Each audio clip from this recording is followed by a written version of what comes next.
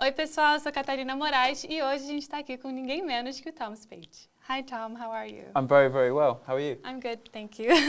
So to start off, I just wanted to ask, you're playing in some iconic venues around the world, and now you're going to come back to Brazil to play in other iconic venues. So how are you feeling? I'm very, very excited. The first ever time I came to Brazil, I think it was in 2019, my good friend actually took me to the Blue Note, and I was like, oh, I'd love to play here one day. And you know, obviously we're playing there on Thursday, so it feels like, yeah, really, I feel really, really lucky, even to just be here for the third time. It's just crazy. Yeah. And for you guys to support me from the start is just awesome. It's amazing. And we're very happy because Blue Note is one of my favorite places to go. Are you coming? Yes, I am, Fantastic. Of course. That'd be very awkward if you said no, right? Imagine like, oh, I'm sorry. No, but I am. You're busy, yeah. No, imagine, no, but I'm very excited to come. And last time you were here in Antena 1, you did an interview with Fabian. Yeah. And there you talked about the swallow, the bird. Yes, the bird, yeah. And I thought it was very cool because you said it was sort of a symbol that became your symbol, that you were having merch.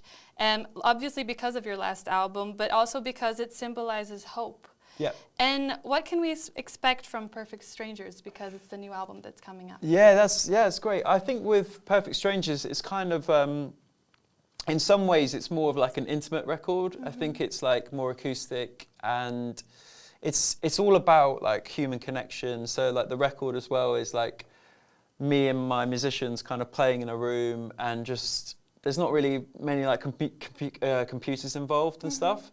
So it's very much like more of a raw, honest record. And I think it reflects the kind of songs as well. The songs are about, you know, falling in love, or kind of not so much love maybe, and they're like, I think they're just, hopefully people will really connect with them. I think that's the main thing. That's nice. And with the album cover is kind of shot in London, and it feels more like a very homely record to me. That's, you know? nice. Is there any reason why you chose to do a more like organic and like raw? Yeah, I think it was kind of like a knock-on effect from the last record, where the last record was quite like it was quite cinematic. It was like a big record, and I kind of wanted to just go back to my acoustic guitar. I was writing a lot of songs just like me in my bedroom, and kind of it just felt like more personal in some ways. And I wanted the recording as well to be more human. I didn't want it to be kind of as polished, and I think it's just a reflection of like how things are at the minute with like social media, and everything's so like polished, and like almost it doesn't feel quite real. And I wanted to just be like, this is me, this is who I am at this moment. That's very cool. And that's the record, I think. Wow, that's beautiful. It's very funny that you said that the last one was very cinematic, because when I heard the name Perfect Strangers, I thought of a movie, and I thought it was very cinematic also. Well, so the song Perfect Strangers is a song that me and Lydia Clowes wrote after watching One Day, the TV series, and the book and stuff. And it's inspired by like the feeling of, again, the human connection of like meeting someone and it changing your life. And I think that was something really beautiful, and it kind of inspired that song. And I shared a clip of the initial songwriting session that Lydia and I did of that song, and the author who wrote One Day got in touch and said, you should finish this song, it's great.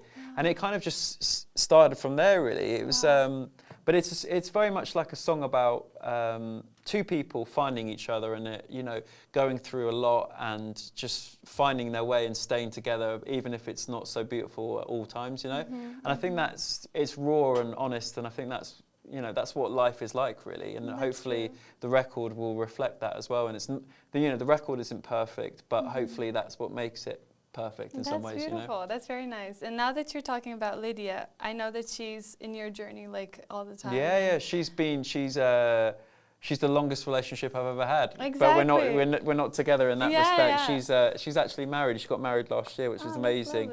And I'm like in England we have a thing called Cilla Black, Cilla Black is like a legendary person that sets people up. And they met on my tour. But no, we've been singing for like 10 years together. Exactly. And we've toured the world, and we've gone to like Mexico, you know, America, Europe, and obviously Brazil like 3 times. So she's just a fantastic singer, really. And like we always have a great time, and I think she loves Brazil as much as me, so she's always happy to come back. And how would you describe your like musical chemistry with her? Because 10 years is a long time to be together. Yeah, it's a long time. Well, we've written a lot of songs together now, and I think it just feels very easy, you know. I think, you know, when you're good friends with someone, or like, you know, I have so much respect for her. I think it just feels, as a musician and as a friend, it feels like just very like a good, healthy relationship. And I think that is, you know, that comes with longevity as well, staying together and singing together and all of that, really. I've been really lucky that like a lot of people I work with seems to stick around, you know, and hang. You know, I've been with the same manager for like 12 years, and it's a lot of that kind of thing, really. I think it's, you know, hopefully you guys will keep supporting me. Of course, I'll keep coming back, but you know, it's nice to have that connection with someone. Of course, it's very important, like even for your career and your mental like state. It's nice. Like, it's, you know, when it becomes when you're working with your friends, it doesn't really feel like work. That's you know? true. Especially when you're doing music as well. Yeah, exactly. And you said we're talking about connections, and your connections here with fans in Brazil is very important. So is there any unforgettable moment that you lived in Brazil already that you like, oh my God, that's a big connection? I shared a thing a couple of weeks ago where it was like my highlight reel of all the trips we've done in Brazil. And there were so many that I chose like 10, and I think one of them was the first ever gigs we did in Sao Paulo, where we basically played, I think it's called the House of Bubbles, where it's like we played like above a shop, and it was like we filled the street, and I honestly thought no one was going to turn up. And then when I saw these people, like, you know, a couple of 400 people on the street, and I was like, oh my God, this is amazing. Like, and it was like really sunny, and it was just, I didn't expect it. And yeah, I think it's those kind of moments where the unexpected feels just, you know, when being like a songwriter as well, you've got to really celebrate those wins, because there's a lot of like rejection and, you know, with the industry and stuff, and you're competing against a lot of other great singer-songwriters, so it is difficult. But yeah, those moments where you just feel the love, you know. I remember there was like banners and people with their own T-shirts, and that's nice. Everyone's so generous. Like when we played the gig at Sao Paulo last time, someone made like a pop figure of me. I was like, you know, it's just those moments where it feels really special, really. That's lovely. And you're talking about like being a songwriter in 10 years, like you said, like more than 10 decades, actually, 10 years actually, of songwriting. I obviously started when I was like a very young baby, but way back. I'm only 20, but But how is there anything that you feel like changed since you started, or everything changed? I think everything has changed. You know, personally, musically, I think musically I've like got more confident and grown as a musician and all of that stuff. Personally, like health-wise, I've been through a lot of different stuff, and relationships. You know, they seem to come and go even in your come and go all the time. But you know. So it's like, I don't know. There's a lot. I think the only thing that hasn't changed is like my love for music. Well, maybe that's got more, maybe. But it's always been a constant. That's lovely. And in Antena 1, we were playing Higher already. Wicked. A lot. And I was wondering as well, like, what does higher mean to you in Portuguese? Higher. Oh, I can't. This is a secret, just because I'm gonna play a game with you afterwards. Oh, okay. And maybe that sounds fun. Spoil. Okay. But I wanted to talk about Higher and actually Whole Wide World. Oh, nice. Because the full album is actually coming out in September. Yeah, correct. So I wanted to know, are these songs like chapters of the same story? Because I know when you write songs, sometimes you leave it and then you look back at it and then you put it in a project.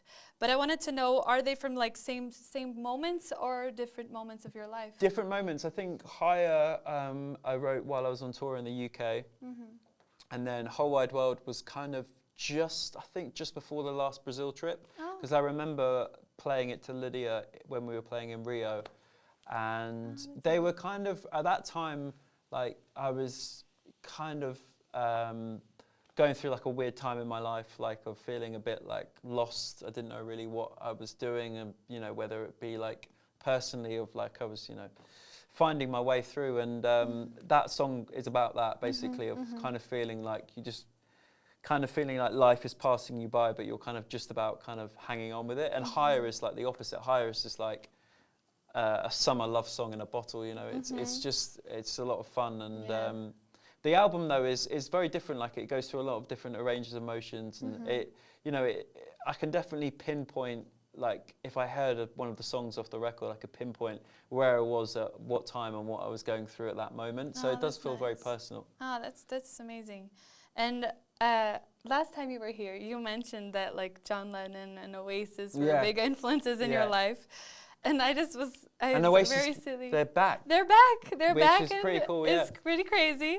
And I just wanted to know if you could form like a dream band with any musician, who would it be? Am I in the band? You are in the band. Okay, that's cool. That's cool, okay. Just to think about it. Okay, are they alive or are they dead? They can be dead. It's okay. Okay, so I'm going to go with, I'll have John Lennon on vocals.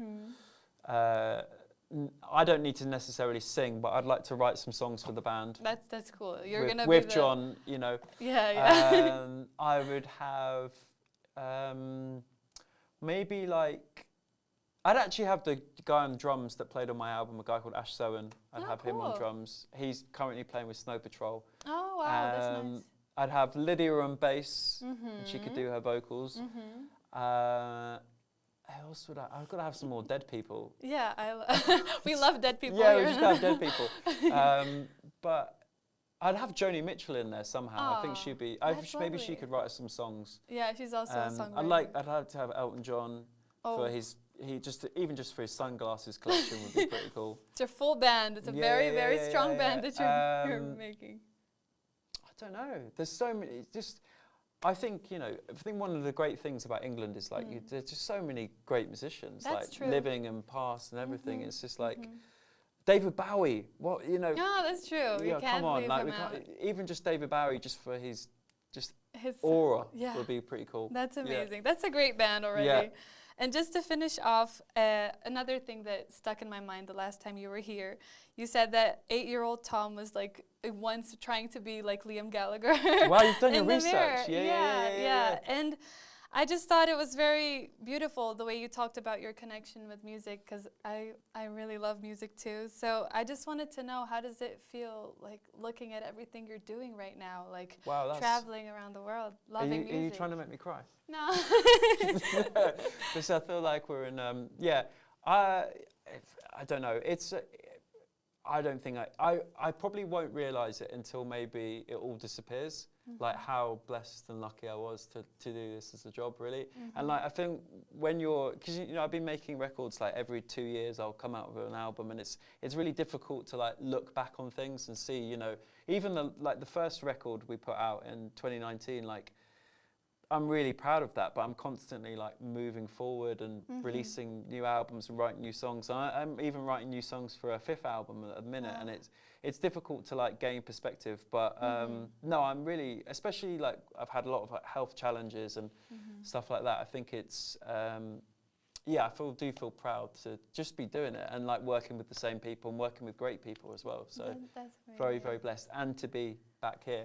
Exactly. I've still got my first mug from Antena 1. Oh, that's so sweet. Yeah. Oh. It's still survived as well. Yeah, lots of cups of tea. Yeah, we're gonna give you lots of gifts, but we're very happy to have you here again. Thank you. We're so excited for your concert. Obrigado. Obrigada. So that was it. Thank you very much.